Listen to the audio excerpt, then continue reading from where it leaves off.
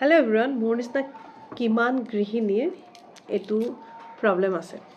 প্ৰব্লেমটো হৈছে এইটো, খানা বনাবলৈ যেতিয়া চব্জিখিনি টেবুলত মেলি লওঁ বাচিবৰ কাৰণে, ঘৰটোত সেই টাইমটোত কোনো নাথাকে, প্ৰায় দুপৰীয়া চবে কামত যায়।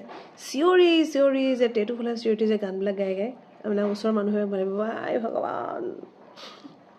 তেনেকৈ আজি মোৰ এটা গান মনত পৰিছে, পাপন মহন্তৰ, আমাৰ পাপন দাৰ। ছায়া হৈ আহা এবাৰ কাষৰলে, দি থকত নেলাগে আহিবলে, সপোনত আহা এবাৰ কাষৰলে, তোমাৰ কথা ভাবিলেই জানা